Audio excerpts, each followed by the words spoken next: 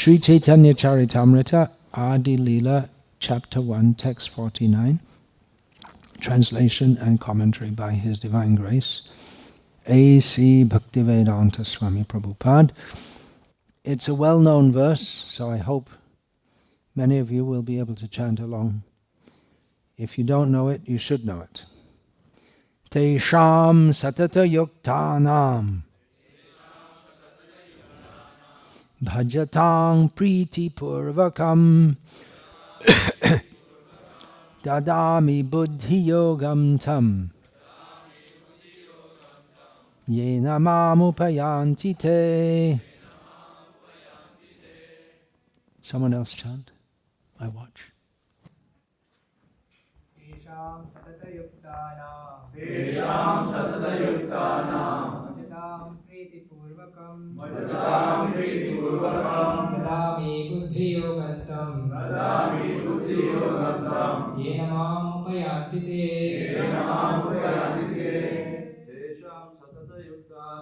Tesham satatayuktanam bhajatam priti purvakam dadami buddhi yogam tam yena mam upayanti te. Tesham satatayuktanam bhajatam priti purvakam dadami buddhi yogam tam yena mam upayanti te.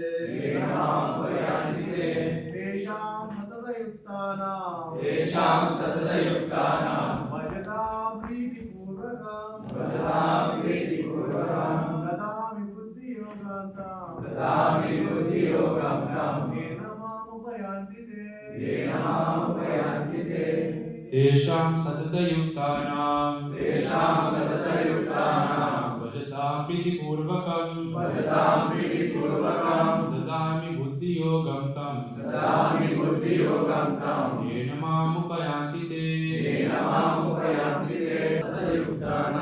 Bhajatam priti purvakam dadami buddhi yogam tam yena mam upayanti te. Ladies. Tesham satatayuktanam bhajatam priti purvakam dadami buddhi yogam tam yena mam upayanti te. Tesham satatayuktanam bhajatam priti purvakam dadami buddhi yogam tam yena mam upayanti te. Tesham satatayuktanam bhajatam priti purvakam dadami buddhi yogam tam yena mam upayanti te. Tesham, unto them. Satata yuktanam, always engaged. Bhajatam, in rendering devotional service. Priti purvakam, in loving ecstasy. Dadami, I give. Buddhi yogam, real intelligence.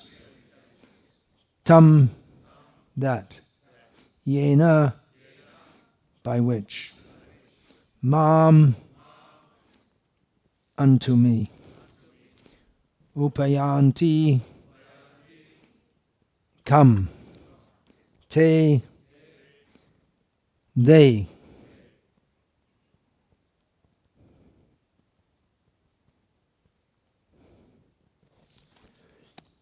To those who are constantly devoted to serving me with love, I give the understanding by which they come to me. Purport. This verse of the Bhagavad-gita clearly states how Govindadev instructs his bona fide devotee. The Lord declares that by enlightenment in theistic knowledge, he awards attachment for him to those who constantly engage in his transcendental loving service. This awakening of divine consciousness enthralls a devotee who thus relishes his eternal, transcendental mellow. Such an awakening is awarded only to those convinced by devotional service about the transcendental nature of the personality of Godhead.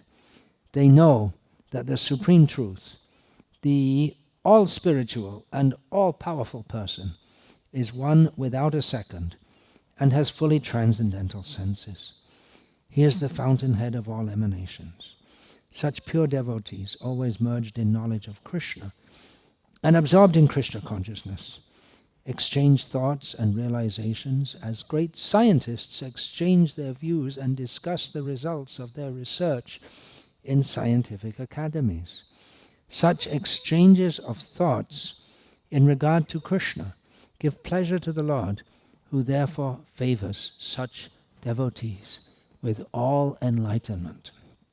Om Ajnanatimirandhasya Jnananjana Shalakaya Chakshurunmilitam Yena Tasmai Shri Guruve Namaha Nama Shreshtham Manumapi Shachiputram Atra Swarupam Rupam Tasya Gajamurupurim Maturim Goshtavartim Radha Kundam Girivaramaho Radhika Madhavasham Prapto Yasya Pratita Kripaya Shri Gurum Tam Natosmi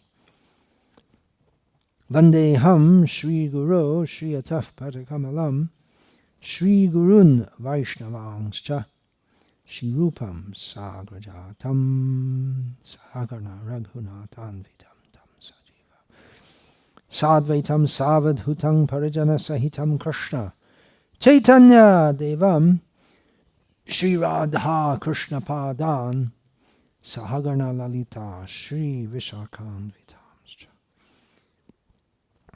Guru Vaishnav Bhagavan Tina Smarani Hai Bigna Vinashan Anayashe Hai Nija Vanchita Puran Hare Krishna Krishna Krishna Hare Hare Hare Rama Rama Rama Hare Hare. I found this purport suitable for opening a Shravan Kirtan camp, as we're here for which purpose? That could be answered in many ways. What purpose are we here for? To hear and chant about Krishna. Go a little deeper. What's the ultimate purpose of everything we should do? Krishnarte akila cheshta. Everything we should do for the pleasure of Krishna. That is the meaning of pure devotional service. So here, Srila Prabhupada says that this discussion of Krishna among devotees who are fully convinced about Krishna gives great pleasure to Krishna, and he favors such devotees with all enlightenment. In this Shravan Kirtan camp, it's planned lots of Shravan and lots of Kirtan. There are also many opportunities for service. You can ask Padmanabh Nityanand Prabhu, who's presumably somewhere between Manchester and Oldham right now. A few organizational snags at the beginning of the camp, which is unsurprising. He probably needs some help, so you can volunteer, those of you who would like to do some service, which means you might miss some of the Shravan Kirtan. But then, ultimately, Krishna is pleased by service. Where's the balance? We have to keep a balance. So there'll be plenty of kirtan. I'm not planning to lead any kirtans, as I led last year in Leicester several bhajans, but I may not do that here, as my vocal capacities are diminished. In other words, I have a bad throat. But I'll try to save my voice for speaking, because you've mostly come to hear from me. That's the idea. We're looking forward to having Dayananda Maharaj also speak here on Sunday. He won't come before that. He's going out daily on book distribution. He has a Sankirtan Yagya going on, commitment. He goes out every day, pretty much every day. He's 73 years old. He's been doing it as long as anyone can remember. So, he's a great soul. He's doing the work. I'm just talking about it. So, we'll hear from him also. What are we here to hear about? What is the topic? Well, the topic is Krishna. Here in the same chapter of Caitanya-caritamrta, introducing the topics of Krishna consciousness. So in this verse we heard that Krishna enlightens a devotee. He gives the knowledge. Srila Prabhupada says, I give the understanding. He translates this as, I give the understanding by which they can come to me. What's the understanding? Tatta Vastu, this is in the same chapter, a little later. Tatta Vastu Krishna Bhakti Prema Rup, Nama Sankirtan Shab Ananda Swarup. And there you have the whole topic of the Absolute Truth in one verse. Srila Prabhupada's translation. The Absolute Truth is Sri Krishna. And loving devotion to Sri Krishna exhibited in pure love is achieved through congregational chanting of the holy name, which is the essence of all bliss. So here Nam Sankirtan is being emphasized. And also, Kirtan must be accompanied by Shravan, by hearing. In his poem, Markine Bhagavad-dharma, Krishna Consciousness in America, Srila Prabhupada outlined the means by which he could see that the American people could take to Krishna consciousness. And he didn't mention Kirtan, but he emphasized on hearing, quoting the verses, Shrinvatang Swakata Krishna, etc.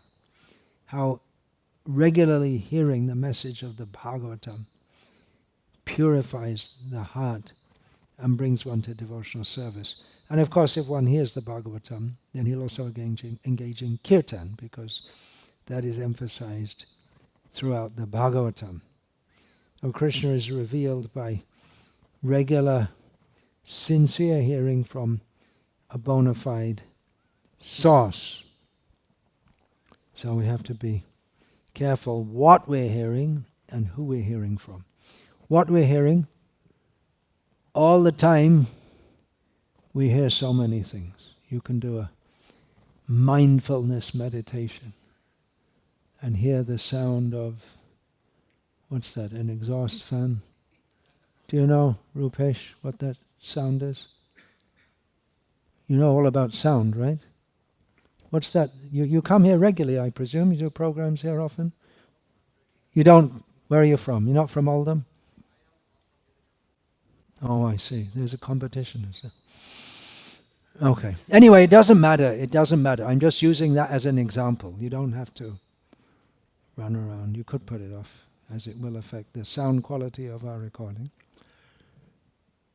All the time you hear sound, and most of it is very contaminating. Because, if we're living as part of this modern society, all of our interactions with the sense objects, seeing and hearing, it's very difficult, even if you're trying to be a devotee of Krishna in modern society, not to see things which are detrimental to our advancement in Krishna consciousness, and not to hear things which are not detrimental to our advancement in Krishna consciousness. You may spend all day crammed up in a cubicle or in an office,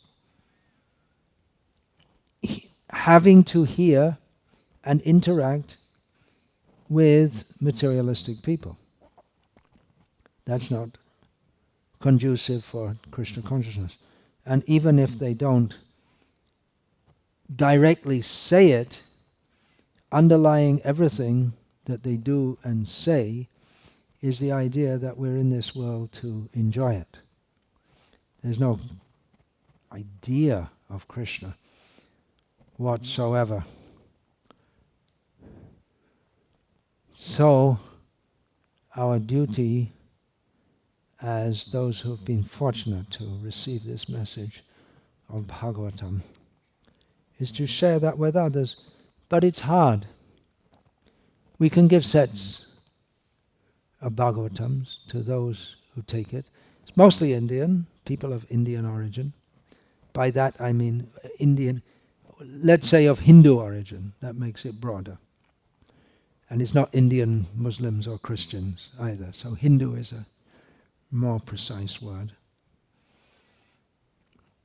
But then to get the message through, even for, they might read it. We have to encourage them to read it. But it's hard, it seems. Old habits die hard. And even we see initiated devotees, they still have deities, or on their altar they still have demigods and bogus gurus and so many bogus things. They should know if they're studying the Bhagavatam. So we have to speak these things also.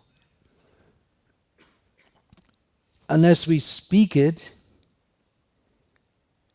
it might be thought that it's something in the Bhagavatam, but it's not meant for us.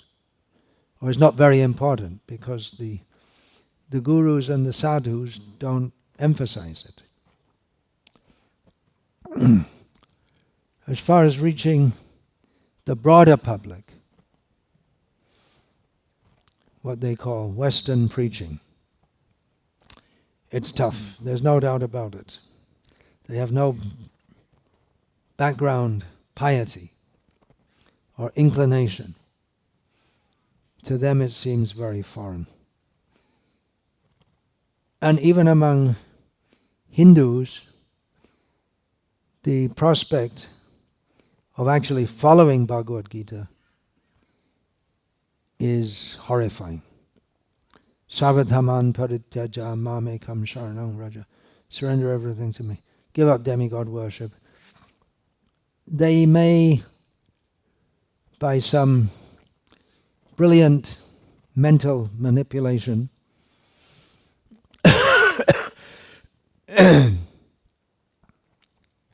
spiked with a good dose of, or a bad dose of Mayavad, say that, well, actually I am surrendered to Krishna, but I'm just doing all these things as my duty or my lila or whatever. Very expert in avoiding, pretending to be Krishna conscious while avoiding Krishna. And mostly, even among Hindus, I've spent whatever that term means, I don't, no one can fully define it, absolutely accurately define it. But to get people to surrender to Krishna and take this message seriously, it's not very easy. So what do? We can speak in various ways. If we want people to hear this message, the message of Krishna's tu Bhagavan Swayam. Krishna is the Supreme Personality of Godhead. Tatta Bastu Krishna, Krishna Bhakti Prema Roop, Nama Shankirtan Shab Ananda Swarup. We want people to accept this.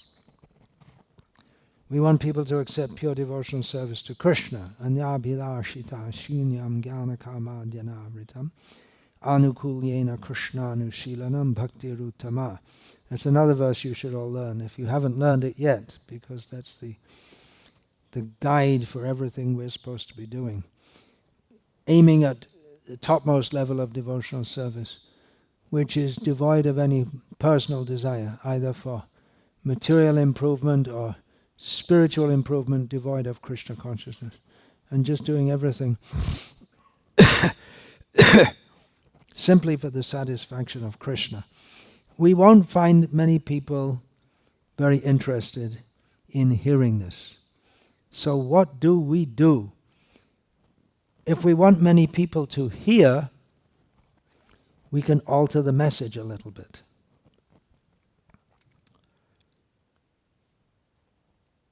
There's problems with that.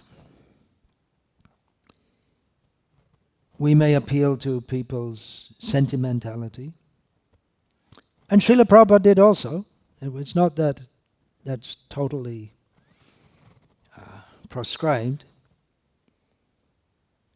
For instance, once when speaking to an English lord, Srila Prabhupada said, "Your country used to rule the world. You can rule it again. You just have to take a little guidance from me." So he's appealing to national sentiment, which is nonsense. National sentiment is nonsense, by the way. If you think God save the, what is the king now? I have to get used to it all our lives. God save the king. He's going to die anyway. I mean, you can say God save the king as long as you like. God save the king, or there'll always be an England. It's nonsense. There won't always be an England. The whole universe will be destroyed. Even if you say Mera Bharat Mahan, my India is great. It's not your India. And you may say it's great, but it's already cut up into bits and pieces. But we may appeal to sentimentalism, charisma. We may introduce someone as being a great personality to try to attract people. Once in Ireland I saw someone made a poster trying to attract people to come and hear my talk, saying that I'm a Bhakti Yoga master.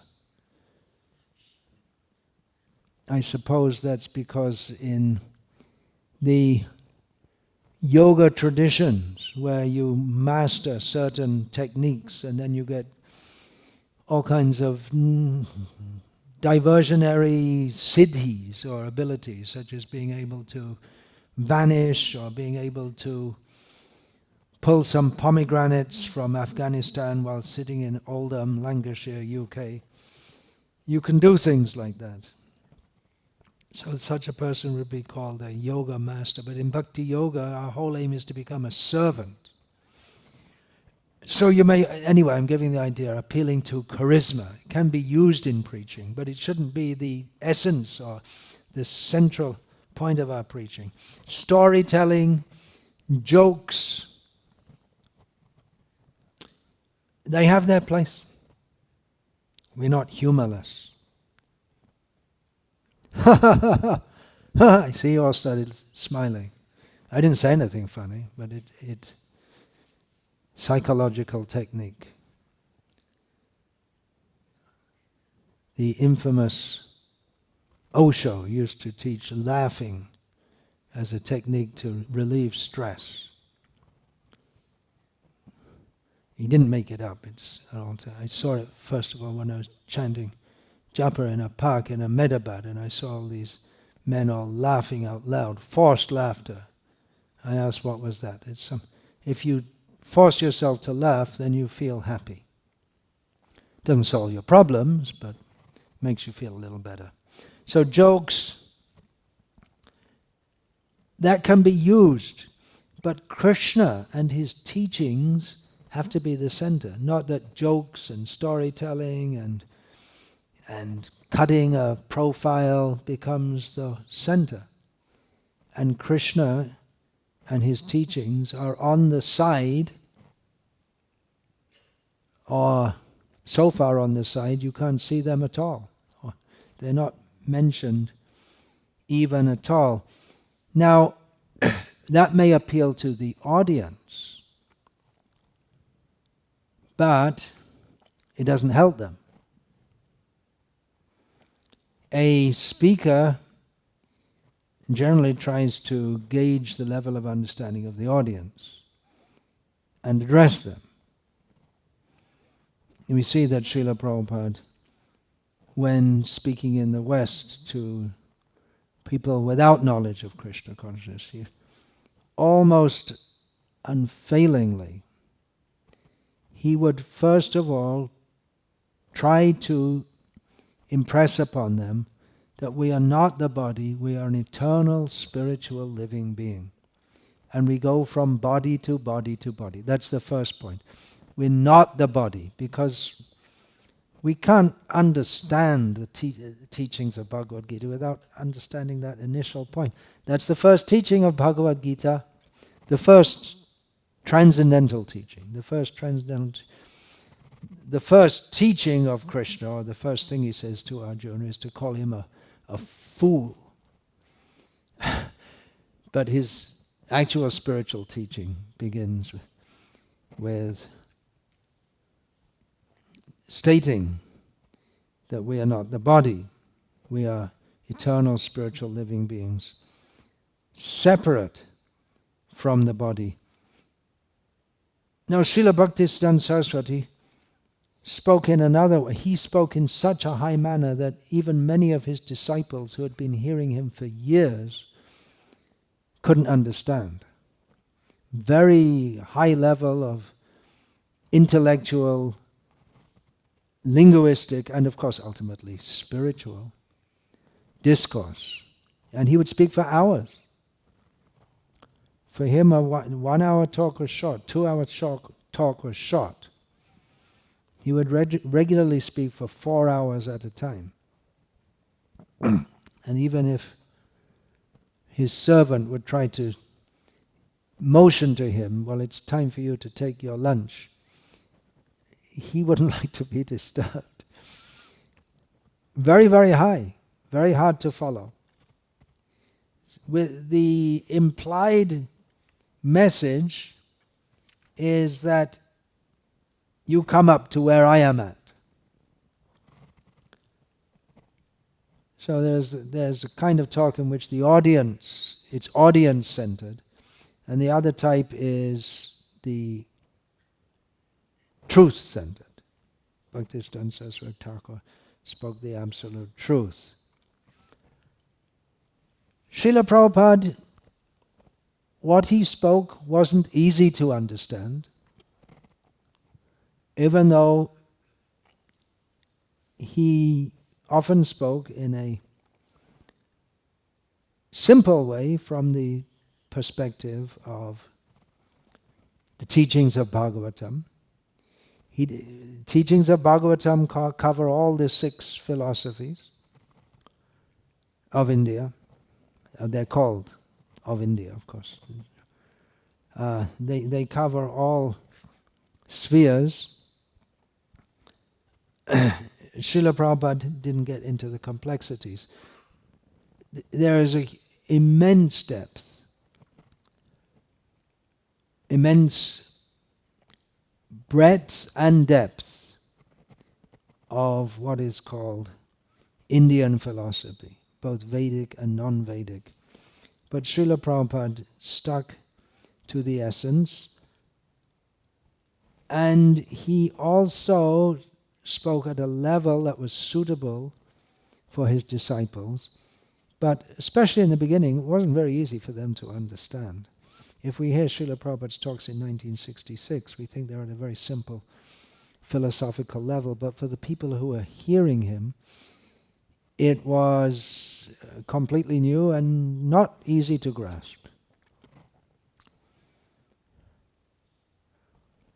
Another kind of talk is speaking very highly in terms of rasa, or intimate pastimes, not considering the eligibility of those who are hearing, which can tend to present Krishna consciousness as not very philosophical, and seems to presume that those who are hearing are already on the level where they're able to relish that on the transcendental platform.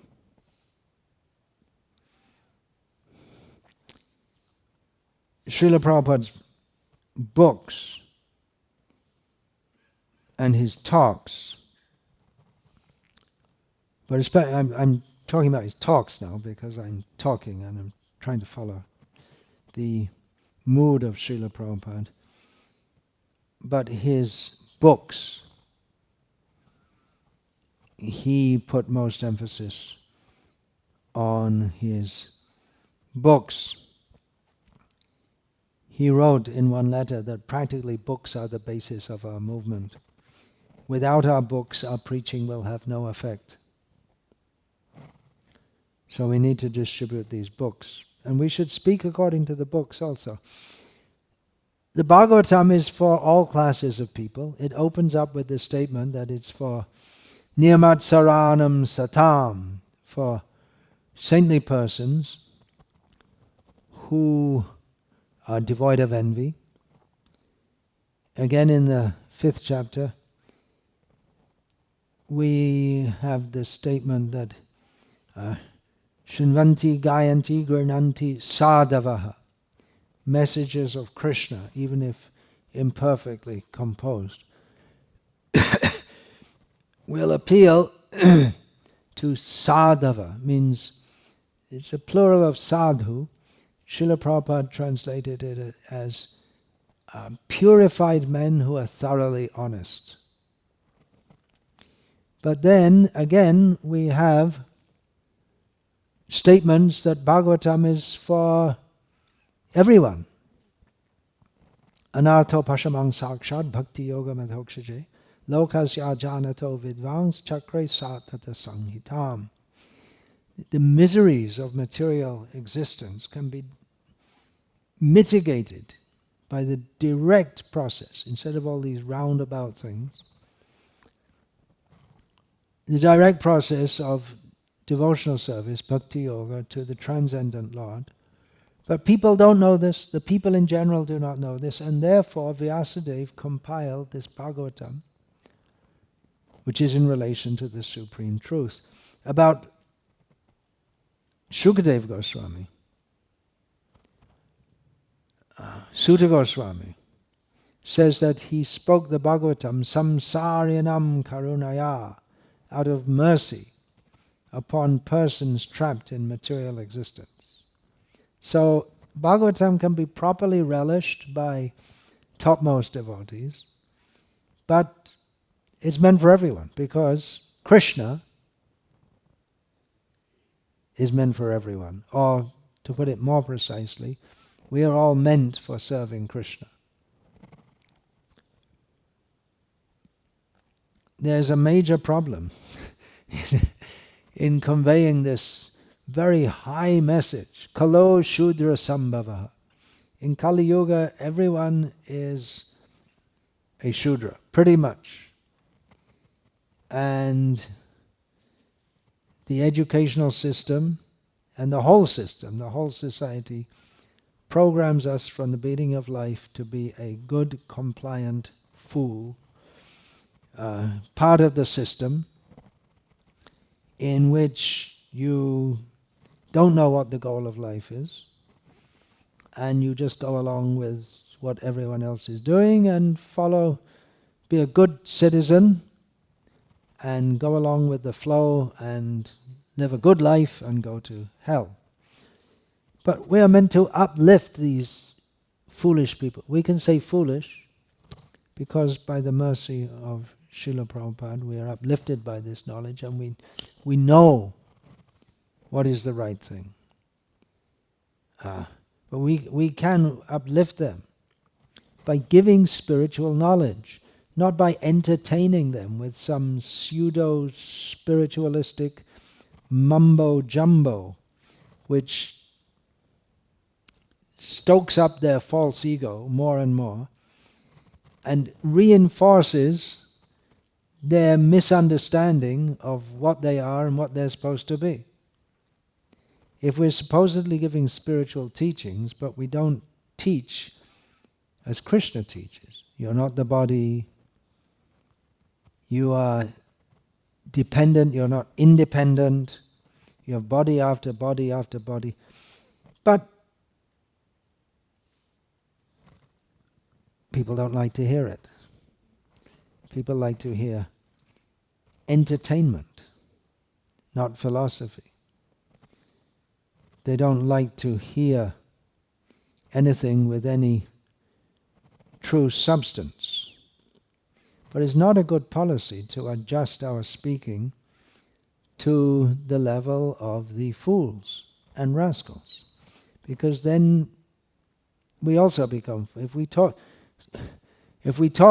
like a fool and a rascal, then we're a fool and a rascal.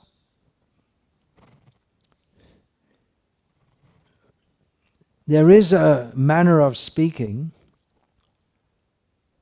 perfected by many so-called gurus, teaching. What are they teaching? What is their message? They speak in such a way, popular gurus, they speak in such a way as if they're talking very profound truths.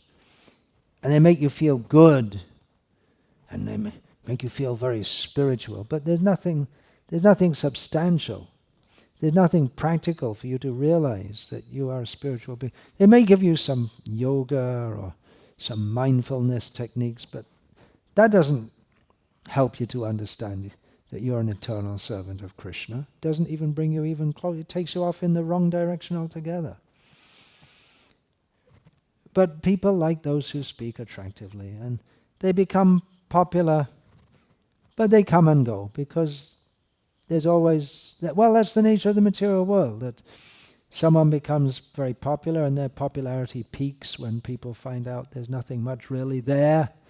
It doesn't satisfy their ego for very long, because nothing satisfies our ego for very long in materialistic consciousness. And in this short lifetime, I've seen so many popular gurus come and go, and their popularity goes up and then it goes down as someone else comes up. They have nothing real to offer, because it's not the message of Bhagavad-gita and Srimad Bhagavatam.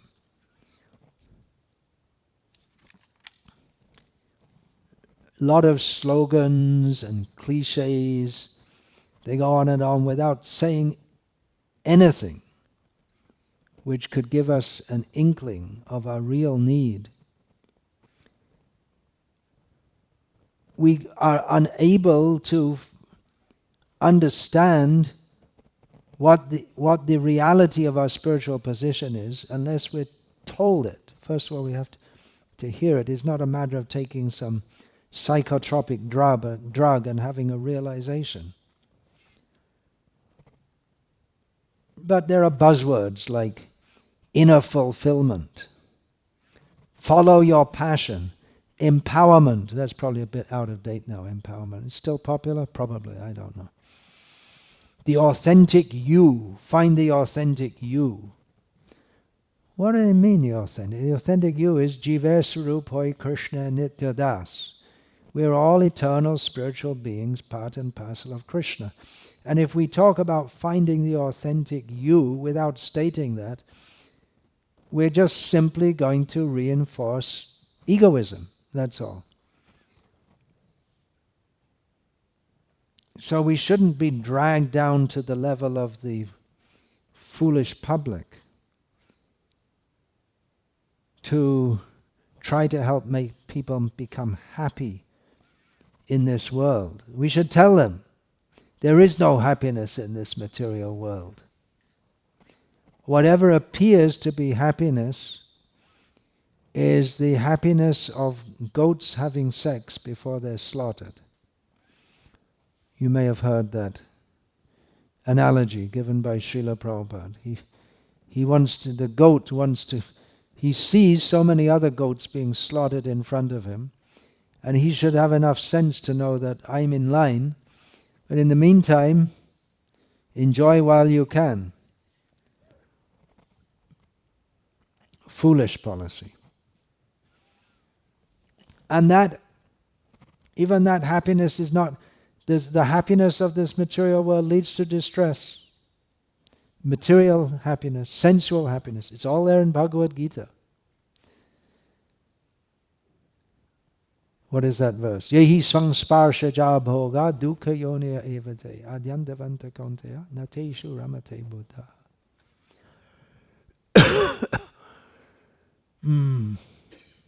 Happiness or the pleasure that arises from sensual interaction is actually a cause of distress. In the beginning, the middle and end, it's all simply a cause of distress. Therefore, intelligent people do not take part in it. Similarly, Krishna says later in the Gita, Yat tad agre vishamiva, Vishayendriya samyogam, Yat tad agre mritopamam pariname. What's the verse? How does it go? Pariname vishamiva, yatsukam rajasam smritam. The happiness of the interaction between the senses and the sense objects seems like nectar in the beginning, but it turns to poison. That is happiness in the mode of passion. The whole so-called civilization is running on this idea that we shall be happy by sense enjoyment. So if we offer, for instance, courses for stress relief, as if we're some part of the New Age fangle-dangle cheating culture, we also become blind leading the blind. Stress relief, sure, there's going to be stress. There's stress from birth, there's stress from death, there's stress from old age, there's stress from disease, there's stress from our own minds and bodies, from other living beings, from the weather. England's too cold, let's go to India. I go back to India, it's too hot.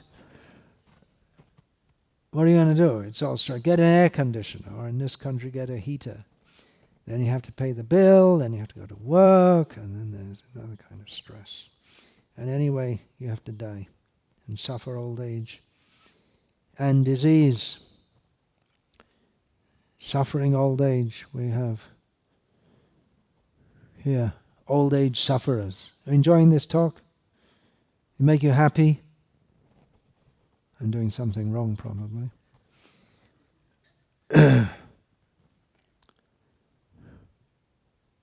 Blah, blah, blah, blah, blah, blah. Just talk, blah, blah, blah, blah. Think before we speak, don't just blubber. And we speak and then we think, oh, people, I'm talking about spiritual uplift, higher states of consciousness, without defining what it is. And people, oh, they like it. Oh, that's very interesting. And we become fascinated by hearing ourselves talking and the praise of others. Suhotra Swami, you may have heard of him. He was an intellectual genius type, disciple of Srila Prabhupada. He used to call it verbal dysentery and intellectual constipation. Nothing going on nothing going on. It just comes straight from there's no brain involved. It's mouth, ear, mind, ego, and no intelligence there at all. Blah, blah, blah, blah, blah, blah, blah. So we can adjust our preaching to try to bring more people in, but if we radically alter it so that Krishna is not there. I was even told some years ago in America to give a talk to young people. Don't say the word God. That was an instruction. Don't say God. People don't like the word God. But what you do is if you change, what happens is you tend to attract the kind of people that you're aiming at. So if you give a superficial message, you're going to attract superficial people. And among those who are actually looking for substance, you won't get them at all. When I first saw Srila Prabhupada's books, I must have been about 15 years old. Friend at school told me. He brought the books. He said, I went to London over the weekend. I got these books. He was very excited about them. My response? I don't want to see them. I know all about these Indian gurus. They're all cheaters. That was my impression. Not surprising when you see so many cheaters, and now the numbers have increased. But it seemed pretty obvious to me when you want to have, someone is, anyway, they're all pretty bold. You don't have to be a great transcendentalist to understand that most of these people, they have nothing to give. They're all simply cheating. It wasn't until about 3 years later that I again got the opportunity to read one of Srila Prabhupada's books. And then I read it, and then I didn't understand it much, but I understood there's something substantial there. And I thought I should check it out. I knew there was a Hare Krishna movement, or Temple of Krishna, near Watford. I was living in Ireland at the time. So I went from Ireland. But I didn't expect. I thought I'll check it out to see if they're really living what they say. I didn't expect.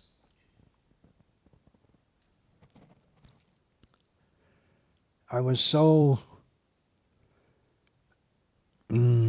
discontent, disillusioned by people talking about spirituality and cheating others.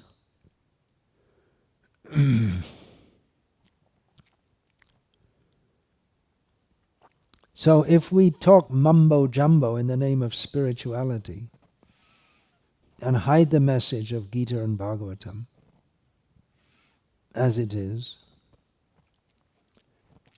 then those rare, precious people who are sincerely looking for the ultimate truth, they come close, they'll go away.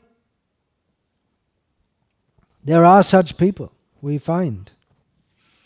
By distributing books, people come. Just now in Manchester, one young girl by the name of Angel, she's coming to the temple. I asked, how did you start coming?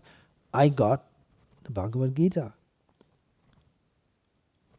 You may think, well, people can't understand it.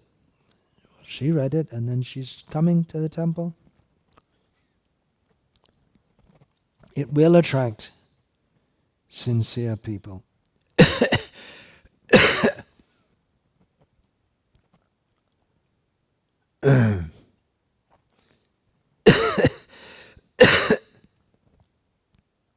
So I aim to follow that, to address those who are sincere, because I'm afraid whatever little sincerity I may have, it's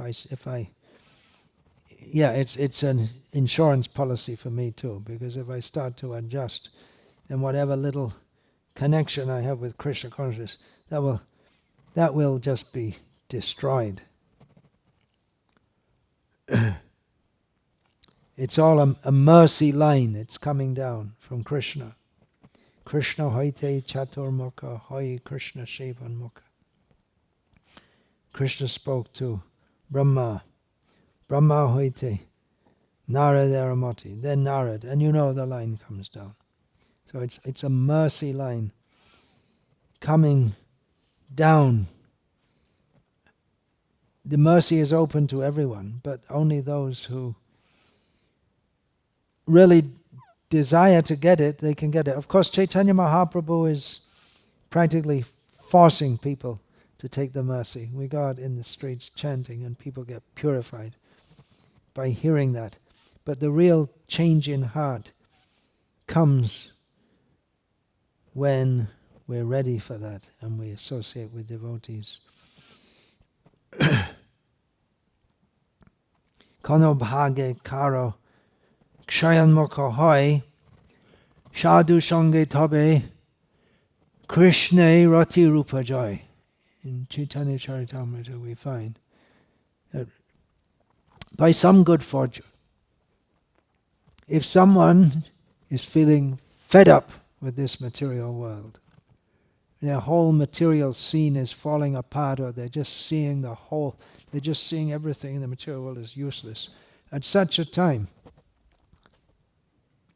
if they get the association of devotees, then their feelings for Krishna can arise and awaken. So if someone is coming, I've had some bad experiences in the past where someone's coming and sincerely inquiring. This was many years ago. And I was very junior, and devotees who were senior to me were telling him, well, you think about it, and it's like this. But they didn't say, hey, look, he was ripe. You have to surrender to Krishna. This is the real meaning of it. Completely ripe. They gave it as a take it or leave it kind of thing, and he didn't take it. He became a Christian.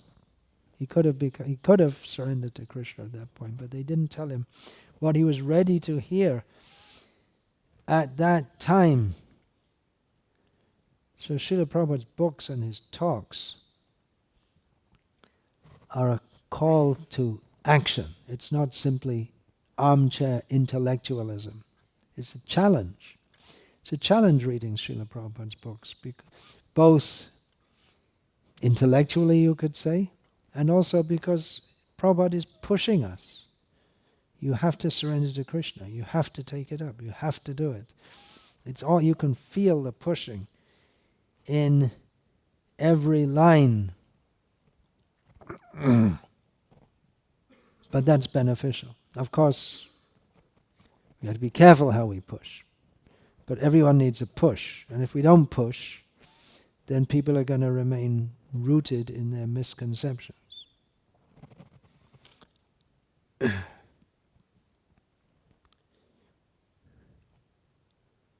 Speaking the message of Gita and Bhagavatam as it's given in parampara means it's limiting our audience. We're not going to get huge numbers of people coming. Superficial speaking can make you feel good,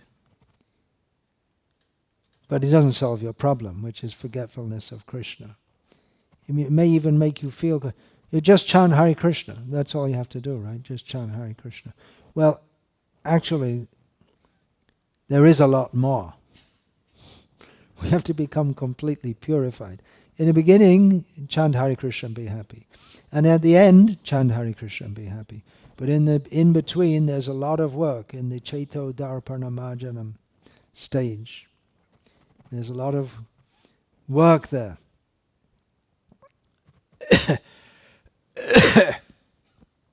So it's better that we give the knowledge whereby people can change their life. We don't expect everyone to accept it immediately. We may not even speak the message to some people at all. We may just chant Hare Krishna and give them prasadam. Giving prasadam is very important also for helping to purify the heart.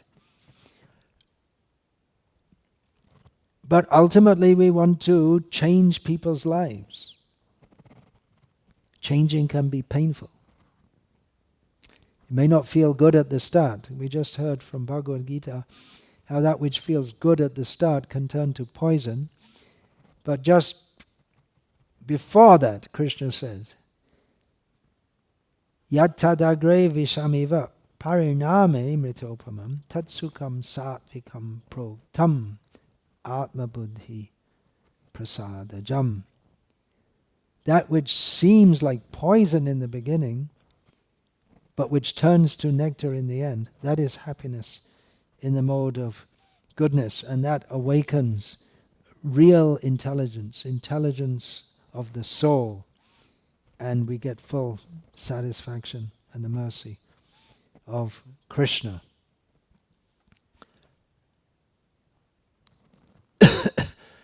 So we should present the message of Krishna. We see that Srila Prabhupada, he didn't speak in a, what we would call a charismatic way. You can also speak. Just a few days ago in Vrindavan, when I was chanting my rounds on the roof of one of the buildings, I saw on a higher building, someone was having a video made of him with a smartphone or whatever. I was too far away to hear what he was saying, but it was a big drama. He was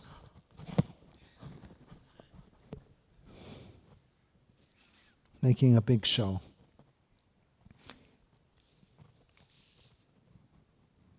Maybe, depends on your audience. Is Lambodara here? Did he get here yet? No. He's from Italy, so especially in Italy, the further south you go, the more drama you'll get in the way people speak. That may be in your national culture.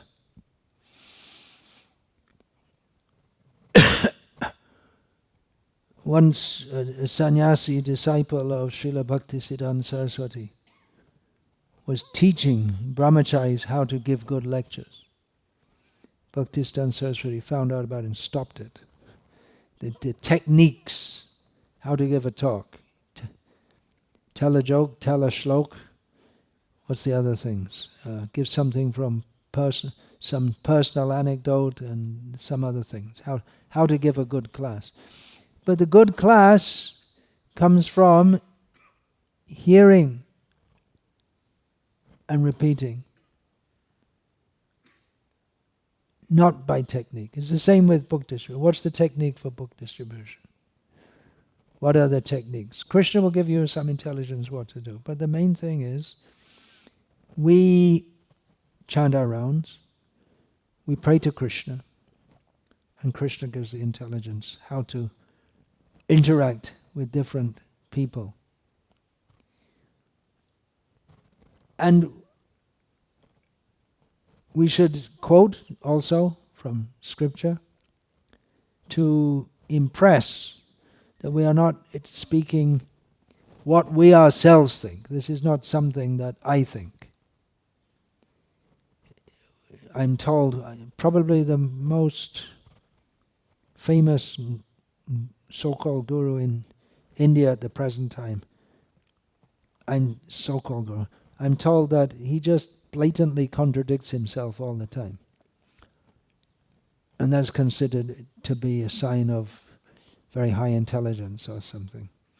But we should quote from scripture. Srila Prabhupada writes in Bhagavad-gita in one purport, the process of speaking in spiritual circles is to say something upheld by the scriptures. One should at once quote from scriptural authority to back up what he is saying. So on the other hand, we don't become over-intellectualized either. It's not a matter of learning so many things and then thinking, I know it all. I did my Bhakti Shastra degree and this degree and that degree, and I know it all and I've studied so many things. It should be Shastra, it should be philosophy, and sincerity, which means to commit ourselves to the principle, anyabhilashita shunyam. Krishnanushilanam bhakti. Performing service of Krishna with no personal motive. Srila Prabhupada, he came from the spiritual world. He pointed us to the spiritual world. And he gave us the process, how to go step by step. But if we go sideways a little, then we get off course. Srila Prabhupada is also very conscious of, as he would often say, that he had very limited time. Of course, we all had limited time, but when the symptoms of old age start hitting, then it becomes more obvious that we have limited time remaining in this body. And even while in this body, we have less time to do things that we want to do or need to do, because we have to spend more time looking after the body just to get it to do things which we took for granted when we were younger.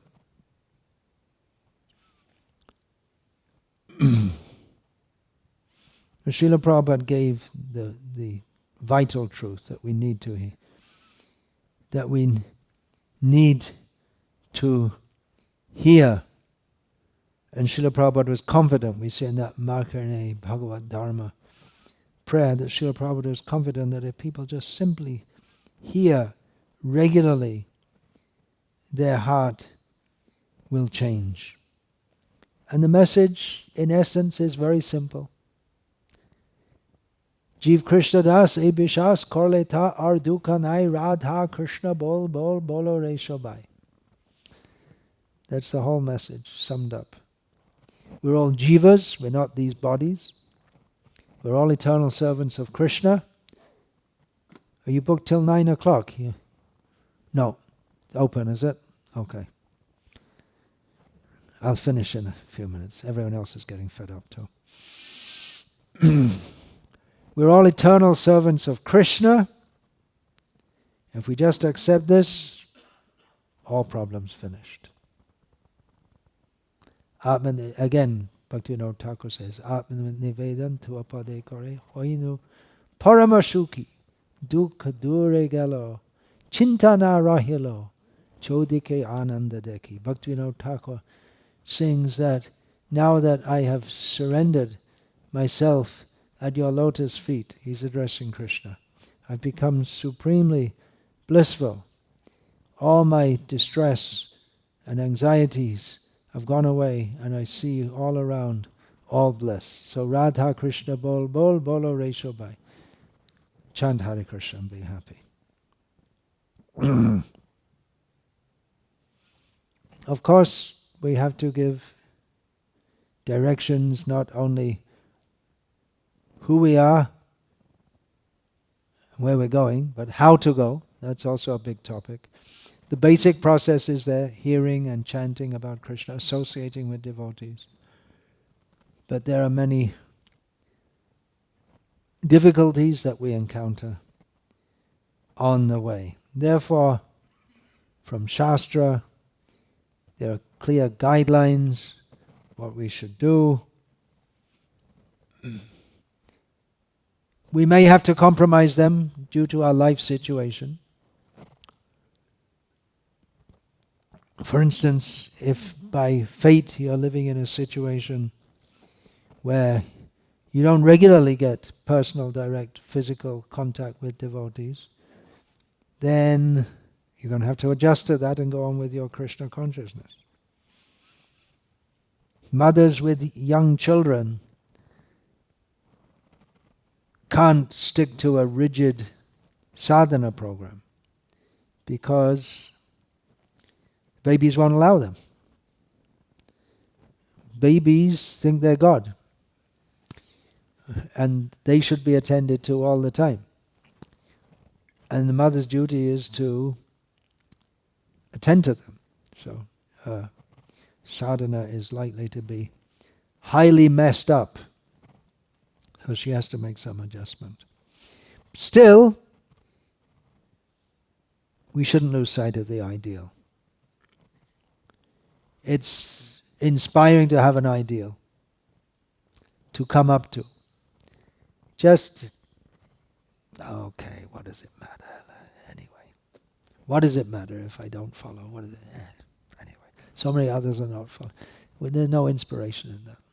And no spiritual advancement either. How to translate the ideal into the practical, that we have to see. So anyway, this is my introductory talk. There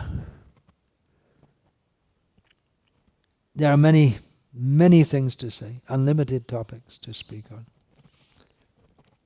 But some of the things I plan to speak on are maybe not even directly the topics of Krishna and philosophy and pastimes, but also pointing out prominent deviations from that. Okay, I'll finish there. And questions and answers session is meant for this afternoon with Pandavasena, and they've already have some questions ready, and if others have questions, they're unlimited questions. If others have questions, they could also write them down, and if there's time, we'll get into that also. Harinam is going out at midday, Harinam Sankirtan. I'm not planning to join you for the full course. I may just come for a few minutes. Don't mind. Health considerations. I love to go on Harinam, but almost every time I go, I lose my voice.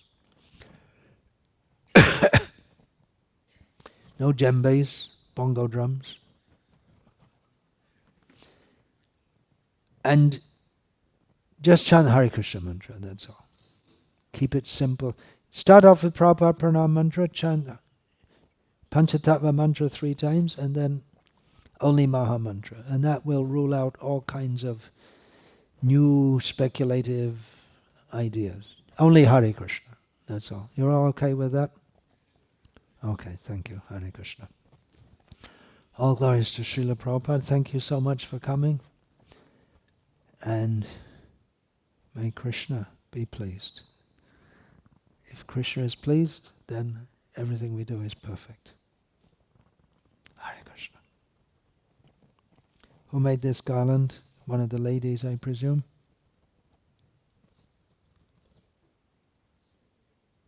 She means? She's in the kitchen. She's a real service-oriented, whoever she is. Okay, so please give to her. Okay? Hare Krishna.